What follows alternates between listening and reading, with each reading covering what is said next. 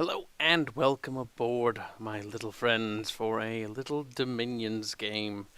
Now, this is part of an ongoing little campaign we are running in the background, and we have a few factions at play here. I myself am playing Pangea, the Minotaur sort of Centauri race. Then we have Agartha, our god, played by Nerfy.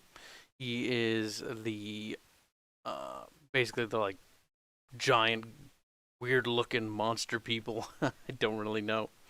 We have Cashew, our animator, who's playing Baratos. They are like a cool, Phoenician sort of faction, almost like ancient Carthage. We got some elephants and crazy stuff. Then we have Barch, who's playing Macone. These guys, I don't know a lot about them actually, so we'll move on to the next one.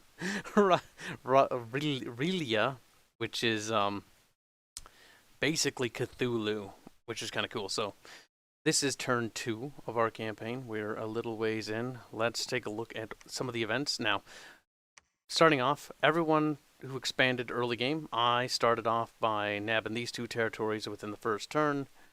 Not first turn. I waited a turn and grabbed these 2 territories. Cash was risky, but he did a little bit of research. Wastelands don't have a lot of defense, so he immediately... His capital's a wasteland. That's kind of terrible. He jumped on this province here, which is a wasteland, so he's able to grab it. And then because the following turn, you can see that the adjacent provinces want troops are there. After the first turn's ended, he then saw that Tifalia was a region that he could take and rush to grab it, thusly securing 2 territories around his capital. Arch, our good little Barcholi, was also risky. He jumped on this coastal province right here and nabbed it quick, and then headed back the following turn to his capital. Rila waited a turn, built up a little bit, and launched 2 attacks to Blackwaters and Antediluvium, and was successful in both operations as well. Agartha, our lord and savior, Big Rock the god, he waited a turn until he was able to make sure that he could see everything, and then grabbed the mercs and easily secured it. Now we'll go through some of the battles and take a look at this, because I find these battles to be quite cool to watch. And it helps to give an early idea of, what's going on. So we'll start from the top, start with Nerfy. This is the battle that Agartha had attacking mercs. So here's his troops. We can see his troops by right-clicking on them. They're Pale 1 militias from Agartha.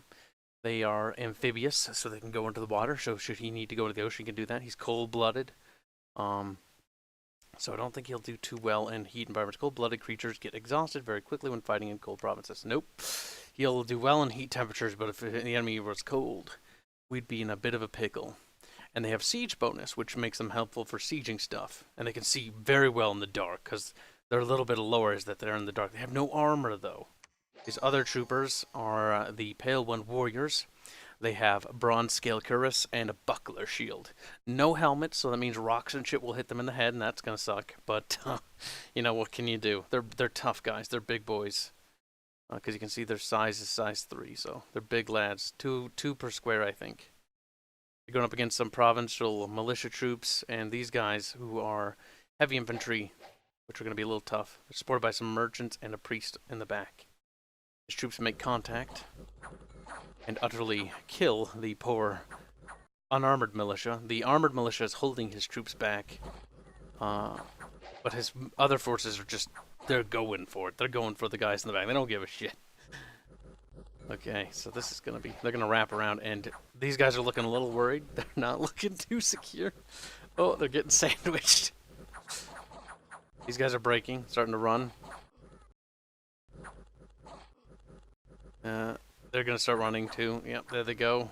These armored guys are being the thorn, so to speak. They were able to kill quite a few of Nerfy's unarmored boys, but his armored boys were able to pick away at him. And there they go. They tried running and they died. And that wraps up that battle.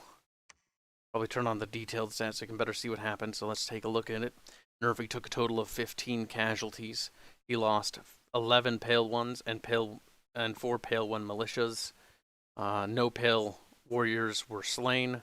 They were able to get 5 kills. The Pale militias got 15 kills. and the pale ones got 5 kills. The enemy troops utterly destroyed and routed from the battlefield. Quite good, quite good. Now, let's see how our friend Fifey Tyfey did. Mr. Poofer Toofer. Poofer Toofer has a, these boys. These slave troopers are kind of squish, but despite being slaves, they have a character who's a slave master, or a taskmaster 1. So they'll be able to keep them in check. And then some regular slave troopers as well. It's basically slave armies underwater. So let's turn on that. I think it's F4. No, it isn't. Detailed battle log. So we can see the troops have made contact. Things are going relatively well. These guys aren't too well. Shamblers, the Blackwaters. But these slave troops are too weak. They don't have the numbers. And these guys are 3 per square because they're kind of tiny. So they can derp them down because 3 per square means that those 3 troops are attacking that square there. And they're dead. And they're running. And that battle is over. Now, he probably took a little bit more casualties because those, yep. Actually, no, wait. Oh, they must be free troops. They're not even listed. Must come with, like, the slave prince. Huh. Either way. Only took 9 casualties. A little bit. He'll probably be able to keep expanding. But that army should be a little cautious. Build it up here and there. Next up, we have the Battle of Intephalia. This is Ash's brave warriors. As you can see, he has mustered some war elephants. These guys are going to have trample, which is going to destroy enemy troops. Some archers. Oh boy, archers not going to like those too much. Some militia. These are just quick troops, his quick army. Lobbing some arrows at some cavalrymen. Now good, his spearmen are going to go into combat with the horses. Good, they caught them. His elephants just trampled a bunch of dudes there. It's looking pretty good, honestly. His spear boys are a little sad. They're waddling away. They probably did get stepped on. Those guys are a little armored. Sad times ensued, but his other troops were able to get, I think, close enough so there wasn't a charge. There goes their men. They're running. These horsemen are going to start running too any minute. He's dead. Yep, there they go. They turn coat, tail, and run. That is that battle over. Now let's take a look. He lost 5 men. The militia, which are the little spear troops, they were unfortunately murdered by little horsies. But you can see the heavy cavalry's got the kills. The elephants, definitely going to be worth their weight in gold. They're expensive, but they'll allow for good expansion. Now, next battle we're on to is myself. Unfortunately, none from Barch. I was hoping that he was going to do another battle. So, I have 3 more battles to look at. And then we'll talk a little bit about tactics. So, I got white centaurs. These guys are tough. They're sacreds. They're going to get blessed by the priest, which is our satyr sort of thing. It's not really a priest. It's more like a warrior type thing. And then these minotaurs, which also have trample. My entire idea is that I'm just going to trample the enemy to death. So, they're lobbing some slinger rocks. These boys got ring mail, hauberk, and shield bronze caps. They're going to be tough. I was a little worried. Because you never know when, you can't just roll over them. Then the minotaurs show up. Because they're not too far away. And poof, they just slam them away. They're just bashing those boys around. Flinging them across the battlefield. They are just fucking not having a good time. He's going to break up that group. Poof, broke them up.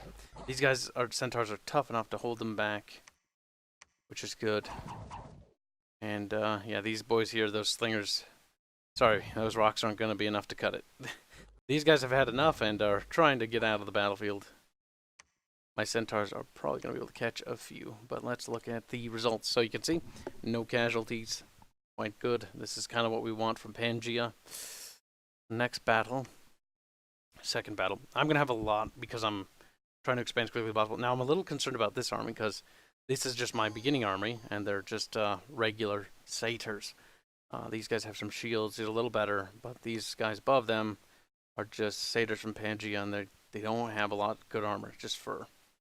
The commander's a minotaur, but I was attacking a wasteland just like Cashew had, and unsurprisingly, I'm going to cut a lot of got some damage off from those javelin throws. And our boys encircle them pretty quickly before they can do too much damage and die. Now these guys get into combat a little earlier than I'd anticipate and wanted. But no friendly fire. Not enough to really happen. We got a lot of guys here getting off a lot of damage. Encirclement. And dead.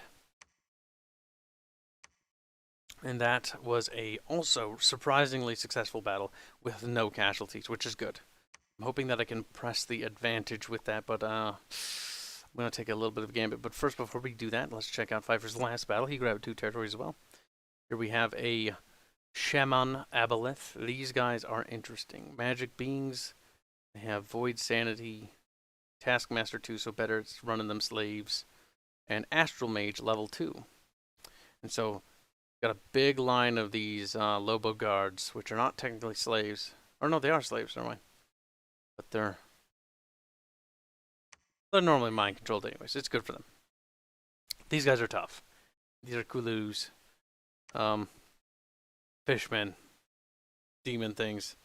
Tough boys. And they got some armored ones in the back. Now this big line formation is going to give Pfeiffer a nice advantage. Because he's going to encircle them, which is going to do damage from both sides. We can see that happening already. And as that damage is happening, they're starting to cave and roll in the flanks. And because despite them being extremely tough, they are breaking because they're seeing their little fishy boys get nommed, booped away, and taken big fucking bites out of. And that is that. Early game expansion is, relatively slow. Unexpected event. We have some dysentery and piranha, but nothing too crazy. Piranha's here, so people are shitting themselves to death. Always fun. Lovely. But I'm going to be doing... I have doubts. I don't think these guys are going to perform well. Because these are heavy infantries. And my guys do not have heavy armor. And no. Just furs and shield. There's 20 guys there. I'm going to try to take it. I have 27. I do have the numerical advantage. I even ordered my Minotaur to get into the fight. Which is right here. Attack lead can't be ordered. Hoping that'll be enough to get them in there. And just, maybe he will be enough to just boop them around, sort of like we did in the Battle of Piranha. So we'll see about that. All in all, we're off to a pretty good start. Good expansion. Nobody's really been halted. Preferably, I hope to grab 3 territories next turn. Another army that's going to be sent out. Going to be doing my blessings. Is 4 of these white centaurs and 3 minotaurs. And I'm slowly recruiting up another stack. This army here is going to hold for another turn, build it up a little bit more, and we're going to try to take out these hoplites because they're going to put up a stiff resistance. So I'm hoping to grab a bunch of minotaurs with that trample because they're really bulky and they smash guys around, and then the white centaurs are going to make contact. Well, the Minotaurs sort of just break up the formation. Hopefully we don't take too many casualties. Overall, my campaign objectives are as stated. Secure this bridge point here, and secure the southern bridge point here on my isle. Or my peninsula. This map is round, technically. And it goes in a full circle, so... that might be confusing to some, but you never know. Either way, I'm skeptical about the Battle of the Verdant Steppe. I have high confidence in the Battle for Green Coast, and I have fairly high confidence in the Battle for High Mill, which has a garrison of 40 horses, but again, I think these guys are tough enough they can smash them apart real quick. There are 40 of them, though, but they do not have good armor. As long as I don't get too lucky, I should be fine. Should be is the key question. If all 3 battles are victorious, very good start. Secure both bridges. I've got a scout over here. I'm looking to see if there's any other players on this peninsula. If not, I'm going to try to secure both bridges as quickly as possible and have that army that builds up here just carve a path to try to lock this area down here. I do not expect myself to be alone. I have suspicion there might be a player up here. I didn't check here, so I don't think anyone will be that close, but you never know. I am technically the most isolated because Cash, Arch, and Nerfy are relatively in close proximity. I'm not too far away, technically speaking, from one of them, but like Arch can't get to me because these mountains right here are almost impassable, save for this area right here. You can go up here to this territory, cross over, and this way. So he could loop around that way, but for Arch to send troops, it's really going to be a long way. And to even go towards the right would have to go through Cache and across the bridge. Cache is the closest to sending support. Not too far away, we have him. So I have a little bit of suspicion that I have a bad spawn, but we have yet to spot the enemy. There are 4 enemy players. We have 5. It's an odd number, but we have 2 noobs under our wing, so I feel like it's slightly balanced. Cache is new, and Nerfy is new, so we'll see if they perform. They should perform well. Cache is a quick learner, and Nerfy has at least a couple games under his belt, but they're gonna need some hand holding. And the other 4 people we're going up against is Carlos, who I don't know who they're playing. Sketchy, who is arguably, I think, the scariest player because his skill level is so astronomically high. I think he might be actually have a higher skill level than Arch, which would be concerning. So they might have the power level of like 2 players or 3 players in him. He has never been beaten in a game besides one time by Overlord, and that was by when he was messing around. So we'll see. He's allegedly extremely powerful. I haven't seen too much of him, so I'm gonna take that for what it is. I'd be a little cautious with that. Then we have Sandrock, who's playing another mysterious enemy faction. Not sure who. I think he's Atlantis. He's probably underwater. Probably gonna end up fighting Pfeiffer as Rila. And then we have Hands, also known as Ketchup. He is somewhere lurking, probably, no doubt. But by the way, this wraps up episode 1 of our glorious campaign. We'll be making these videos maybe once per update, just to see how they're interesting. This is sort of an experimental series to sort of test how this is working.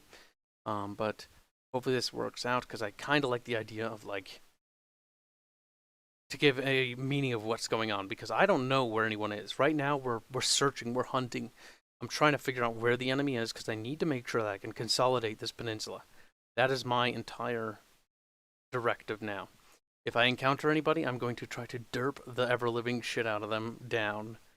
And if I can sandwich somebody between 2 players early game, we need to crush them as quickly as possible. Take advantage of the early game. I have a feeling that the enemy team is going to rush us early, and they're going to try to do the same, so we got to be on our toes.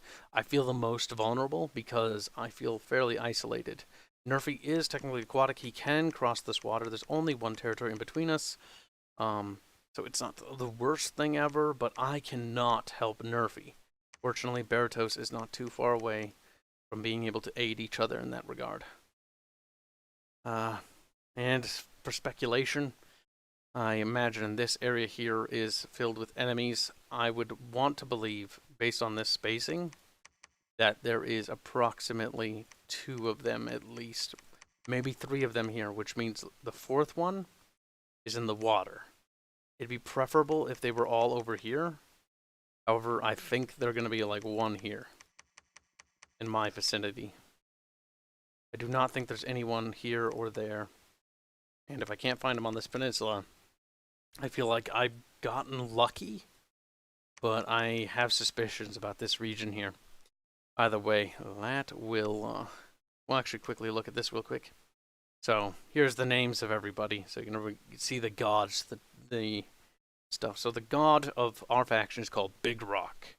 I myself am the great big squeaker, the son of Big Rock. Apparently Rock had a son. Interesting, but not impossible, I suppose. Kind of weird when you think about it. Either way. Aparos, which is Cash. He is the first priest of Big Rock. Belt McPunish. He is the counselor of Big Rock. And Zadak Gla, the first follower of Big Rock. So interesting names.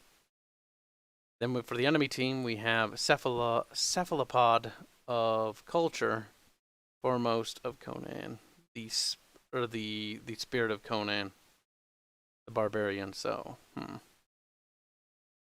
that's probably Sandrock if I had to wager. What's that? Can't tell the faction. Oh, Atlantis. That's Sandra. And then we have Capricorn, he who is always behind the spirit of Conan. Don't know what that is. Not smart enough. Then we have Meh, the chaplain. Yeah, that's Hans. Meh, the chaplain, spirit of Conan. And the spirit of Conan, the barbarian, which I can safely say is sketchy. Either way, that'll wrap up the first episode. So we'll see what happens with the development. If enough stuff happens, if anything interesting happens, I'll make a video per episode. If not, every other two. Try to capture this and sort of pace it in a way that's easily digestible. We're in the first waning months of the Great War, the Great Big Squick. So, until next time, catch you all later.